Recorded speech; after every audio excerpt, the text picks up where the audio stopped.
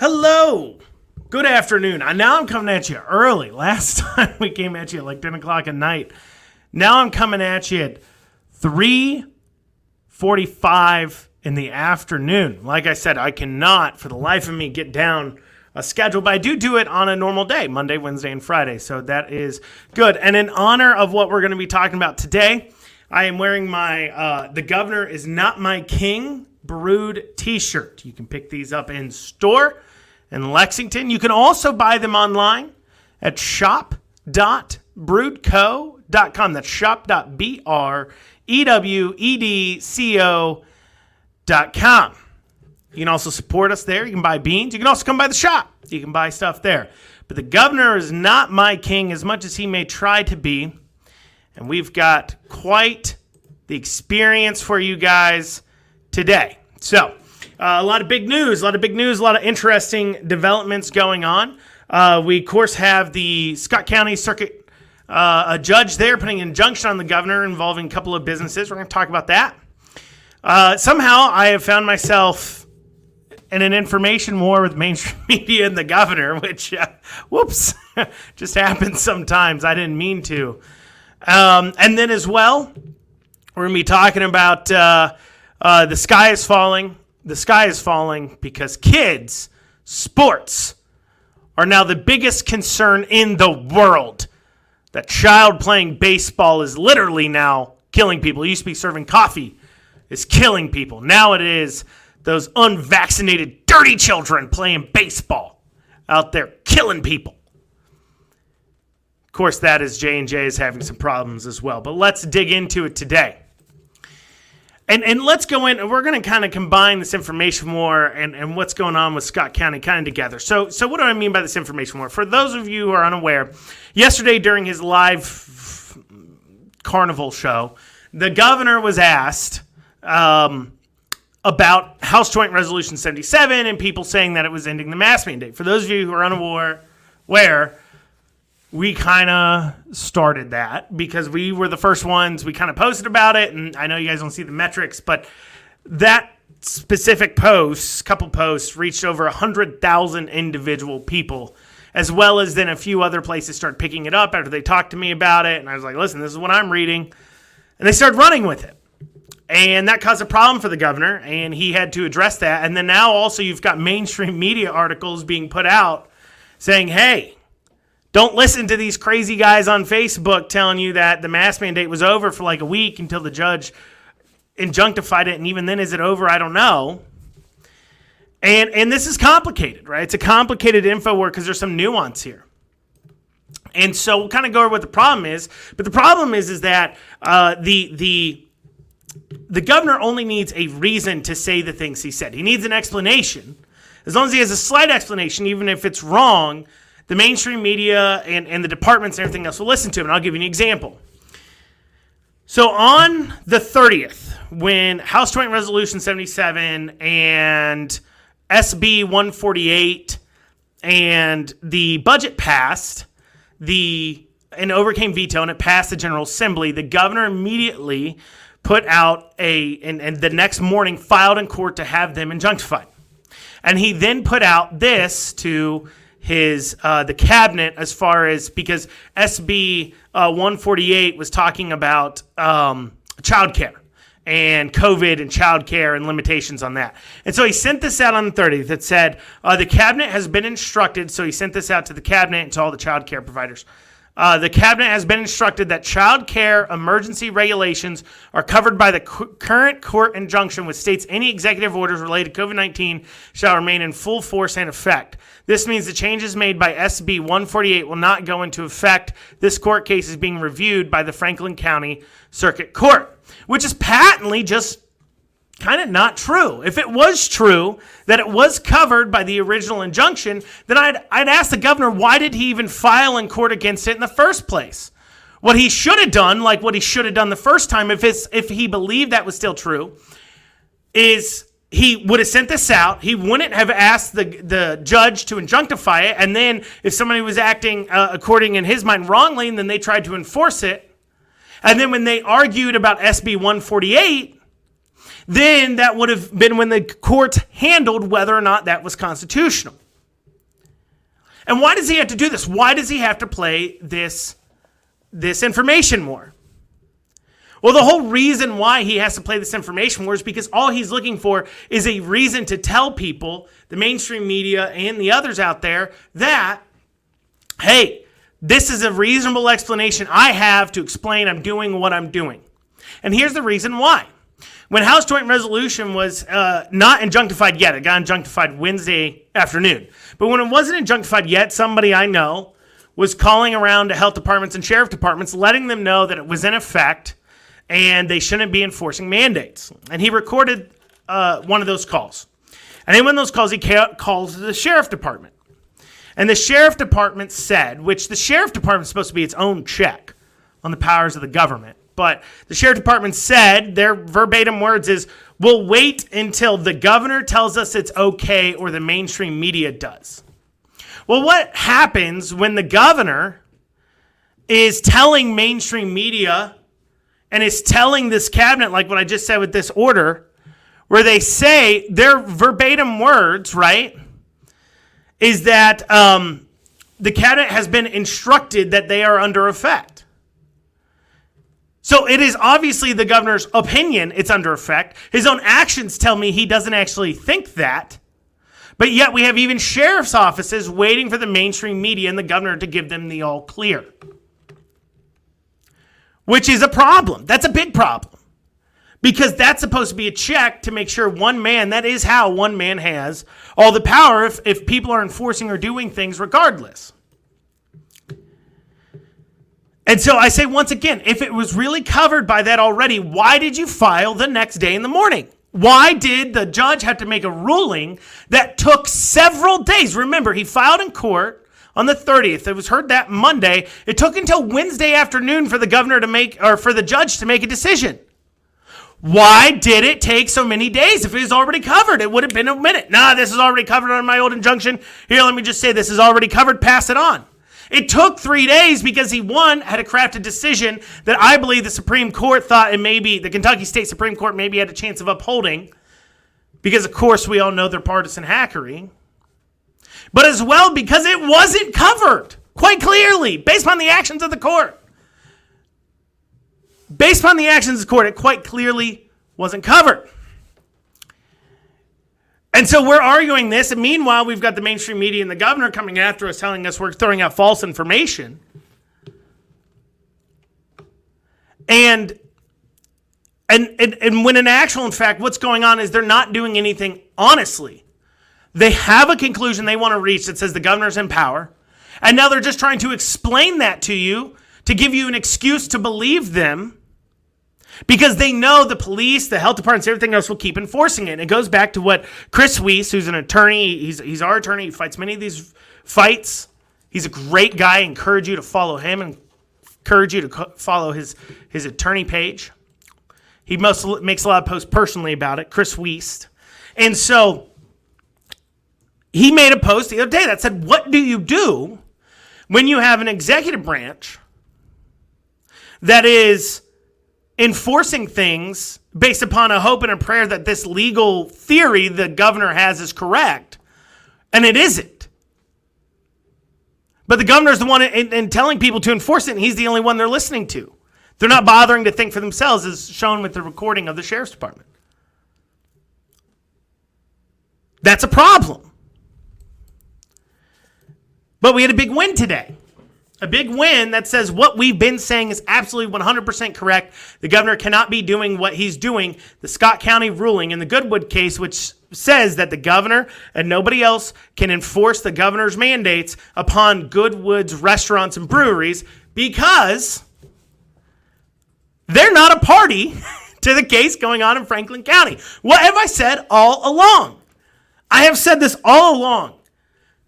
If I don't see how I can be under the auspices of Judge Shepard, if A, I don't live in Franklin County, I'm in Fayette County, and B, I'm not a party in that case. The legislators and the AG is. Now you say, well, Andrew, judges rule all the time things are unconstitutional. How's this different? I'll tell you how it's different. When they make normal rulings about something being unconstitutional, and they're stopping a law, they stop the executive branch, the governor, his offices from enforcing it. They stop the law enforcers from enforcing it, or they instruct them to enforce it. But because this is done in backwards crazy towns world, where the governor is somehow injunctifying the AG and the legislators that don't do anything after a law's been passed, it leaves it open for things like what you're seeing in Scott County, things like you're seeing in our case up in Boone County, which we have filed for class action status. Chris did on that lawsuit there. What that means is if we get the same verdict, and if that class action status is granted, then the judge's injunction in our case would apply to the entire state, opening up the entire state to follow the laws passed by the legislators. And that's the case there in Boone County. So the only reason why this can happen is because the governor has done it in a backwards, crazy town's way, that this isn't how the law works. And we've been saying it all along, but of course, if he's instructing his people to do something that he knows is maybe sort of, kind of not, right? What are you going to see happen? Now I say, what are we to do? Because what I just said there, right? So let's assume that we don't get class action status, but we get our granted in Boone County. They get theirs granted in Scott County. Does that mean every single business is going to have to get to court to get injunctified from being enforced, or have to wait till the health department or somebody else comes in and takes away their license and takes them to court and then argue the same thing in court and win every time? Possibly.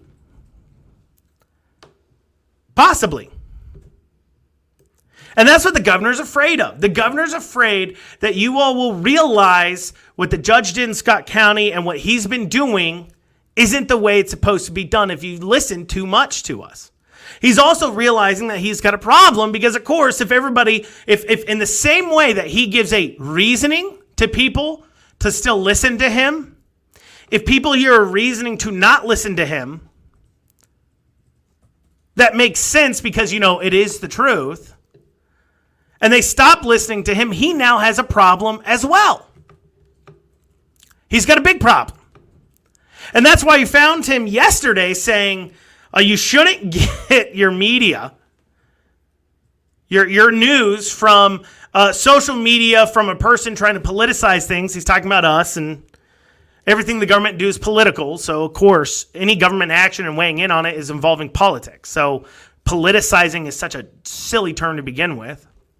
Which, of course, we all know the governor's been politicizing this all the way. And by definition, he has to be. He's the government, and he's acting on something that's political. But then he follows up with this wonderful, wonderful, wonderful new saying he's got, or not wonderful new saying, I guess, this saying he had, where he said you should only be getting your news from TV, print, and radio. TV, print, and radio. Now, how many people out there, with everything I just said, and you literally have a mainstream media place right now saying, even though you have a Scott County judge ruling that they're not a party to the case involving the injunctifying of SB1, SB2, and HB1, and they are law, and you are injunctified, Goodwood, from being pushed against you, even though you've got a judge ruling that in Scott County, and that's essentially what he's saying. Like I said, I'm not an attorney. Talk to your attorneys before you do anything. But you got him even saying that, yet you still have mainstream media coming out and saying that when we tell you, last week we told you House Joint Resolution because it was from the time it passed on the 30th till this Wednesday ended the mask mandate, and it did in the plain letter of how it's read, and now you've got a Scott County judge agreeing, saying, hey, Judge Shepard can't be injunctifying thing for an entire state. You still have them running a media campaign against us. You still have people like WHAS running things that say, is the mask mandate over in Kentucky? No! Even though a judge just ruled that if you're not a party to the Franklin County case, it is over for you. At least for Goodwood Brewing, and I would assume everybody else could argue that same legal standing. So not only does it appear that we're in an information war with the governor and mainstream media, but also it appears that maybe we're right. It's kind of a shocker. It's kind of a shocker. I did not think I'd find myself this way. But you say, well, Andrew, here's the problem, though. What you're saying is all true and good, but it requires businesses to stand up. And I know that.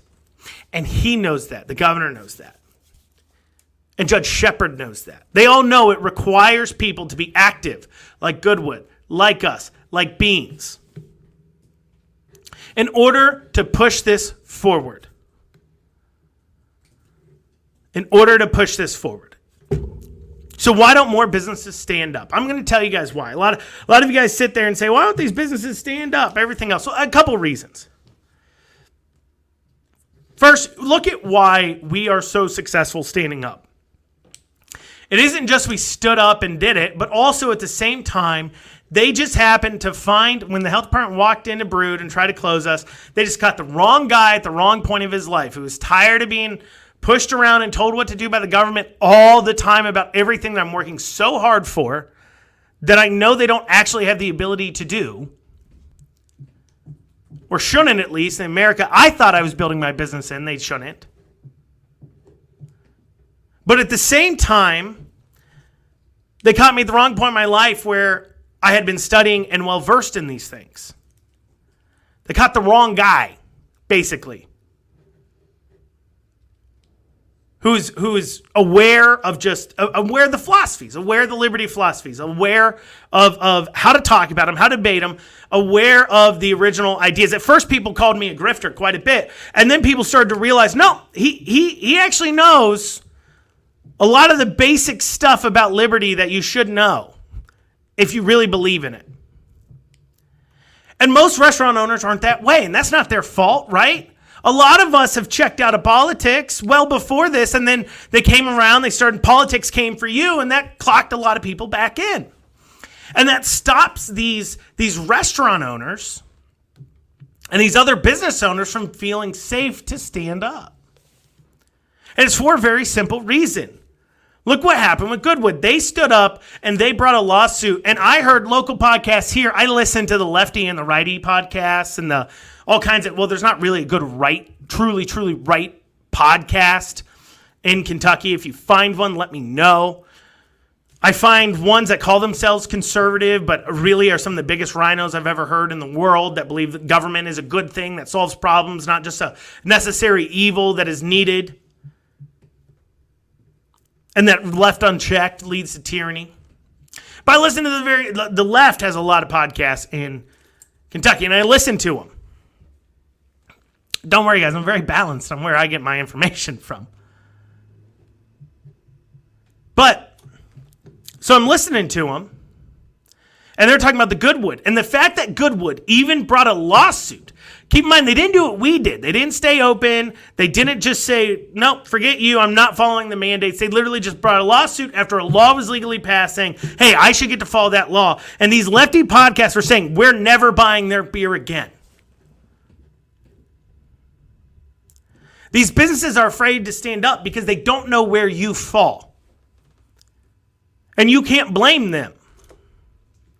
They're afraid to stand up because they think if they do, they'll be out of business. They think requiring or playing along with this vaccine thing is the thing they're supposed to do because they surround it. Because if you're not paying attention, who do you listen to or catch snippets from? Mainstream media. That's it. You're not really listening elsewhere. And the few snippets you catch tell you that this is what you should be doing. And that's the problem. The other day on a site that was talking about, on a page that talks about masking and things like that, I said, there was one specific place, I'm not going to call them out per se, that I loved to go to pre-pandemic. And for the first time ever, I went in there and I wasn't wearing a mask. And they literally said, I can't serve you unless you're wearing a mask. And I said, I just don't have one. And of course they didn't have any. And so they literally just didn't serve me. And I said, man, that sucks, That sucks. Then I said, how do you change that person's mind? Right now, they think they're doing the right thing because the echo chamber that has been built around them by mainstream media and by the governor and by everyone else says that's the right thing. What if we build an echo chamber around people? What if we have a business that says, after the mask mandate's lifted, so they're not risking anything, that says, we still want you to wear masks?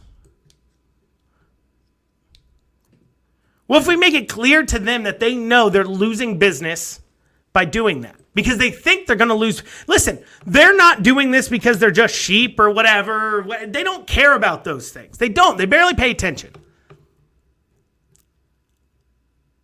They're doing it because the echo chamber built around them says, this is what you do if you don't want to lose business. They think it's the best way to keep business. And until we paint a different picture for them, they're going to keep doing that. And the problem is the people on our side of things, often because we are the type who want to be left alone, guess what? We leave people alone. If somebody doesn't serve you because you don't have a mask, you just don't go back. You don't ever tell them why. You don't ever do anything to make it obvious to them. You just don't go back. And then you expect them to know why you never went back. Because we're those types of people. We want to be left alone.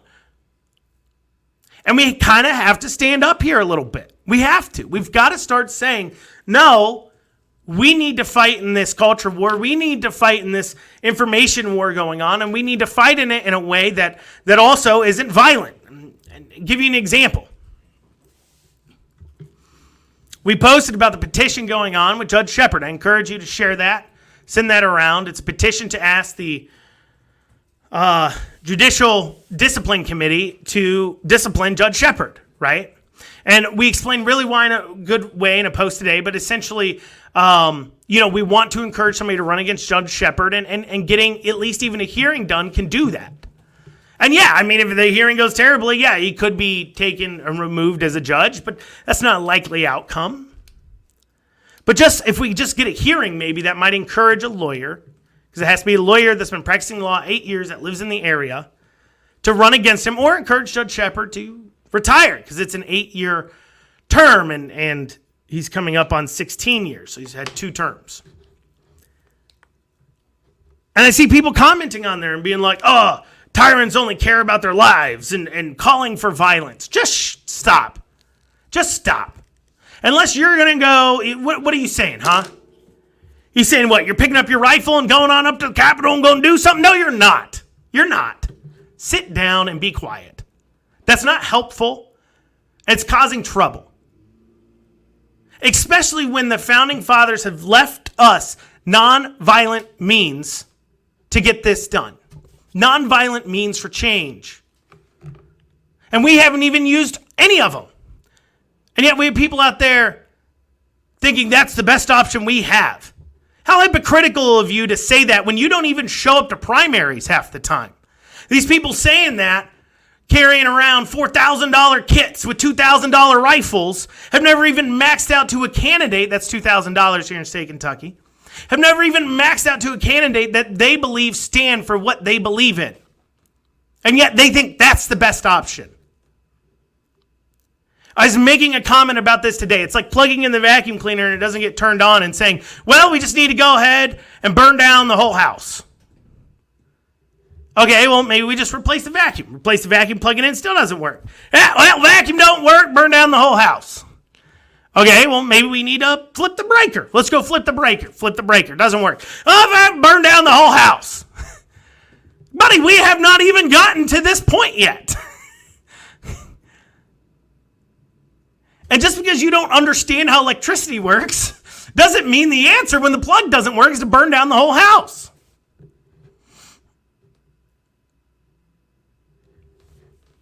And I've got a problem with that. I just have a big problem when people sit there and they believe that's it. You're not being helpful. You're not helping anyone. Nothing, that's not going to happen. And not only that's morally wrong and incorrect because we have not exhausted all of our non-violent ways of handling this. I mean, we're not even seeing mass civil disobedience. Come on, guys. Come on. I'm sounding like Joe Biden. Come on, man. I hate it when I see those comments. They're so stupid and reductive. They don't get anything done. Yes, I get it. You fill out petitions and you feel like they don't work, or you make your voice heard and you feel like they don't work, or, we had the Tea Party that one time that got in a lot of people, and then it didn't work and people squished. And, in fact, we have an event going on April 17th at Brood. We only have like 10 tickets left, though. It's pretty much sold out. Sorry about that. But where we're specifically talking about how do people get elected at the state level? Because you don't realize, of course, how important these people are. How do you hold them accountable? How do we support them so they don't squish? What happens to a legislator once they get elected? How do you find candidates, right? How do we keep them loyal to what they say they believe in, their principles? And we're talking about this, and not only are we talking about it, but we've seen success. You cannot sit there and tell me that Savannah Maddox has seriously squished at all since she's been in office. You can't tell me that about Felicia. You can't tell me that about Senator Southworth. You can't tell me that about, I know of a certain Representative Baker, Shane Baker. We don't agree on everything exactly, but he's got a good, solid stand for liberty. And he hasn't squished. He hasn't squished. And that's my point. We have victories. We need to just get more. And we're going to show you guys how to do it. How do we hold them accountable? How do we be part of the solution, not a part of the problem? I know I feel guilty. I haven't showed up to every single primary and try to make sure every single candidate was fielded. Because going back to Judge Shepard, in 2006 is when he won his first term. He then 8 years later in 2014 ran again. You know how much money he raised in 2014? $0. You know why he raised $0 in 2014? Because he was unopposed. Unopposed. It's important. That's what I mean by that's not the call. You can't sit there and say that all is lost when the judge who's sitting in there making these decisions that is pushing this tyranny on us wasn't even opposed last time he ran for election.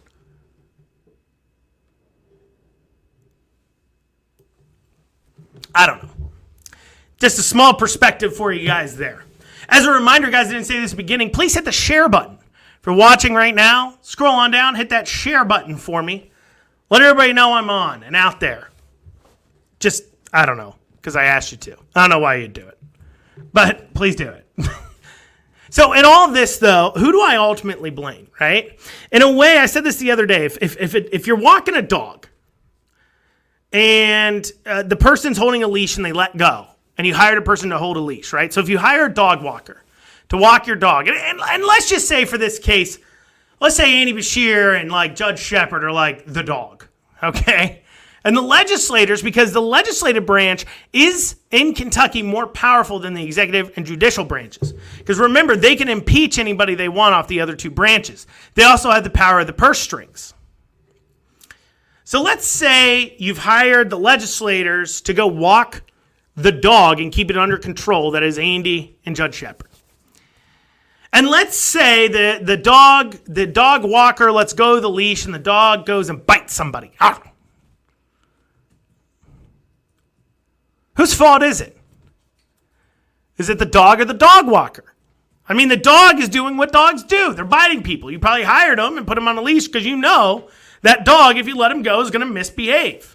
It's going to be running people's yards and tearing up things, having no respect for personal privacy or property, pooping everywhere on everything, trying to mark their territory, right? That's why you hired a dog walker. Keep them under control. So the dog walker failed. And I got to say, I blame more so the dog walker, especially when they saw this coming. Very early on in the legislative session, the Kentucky legislators passed SB1, SB2, and HB1. And the judge injunctified it. And very early on, they also had the opportunity to impeach Bashir. And they didn't. Knowing that it's not like they could claim, well, we didn't know he was going to tie us up in court or we would have impeached him. No, he was doing it before you even had been finished with the impeachment investigation. You didn't even politically use that to get him under control. You didn't even be like, you know what? You want to injunctify us in court? Okay, we're going to subpoena you to testify in front of us. You could have at least done that, but you didn't. And when he threatened to throw you in jail and hold you in contempt for passing a budget, And Judge Shepard went on the record saying he's willing to do it when he said he's willing to take away your legislative immunity. You could have, because he thinks there's a pandemic exemption, you could have impeached Judge Shepard too. And you didn't. We elected you to protect Kentuckians, and you didn't. You did pass laws. You did like half the job. But at the end of the day, the dog's out there crapping all over people's yards and biting people and peeing on things.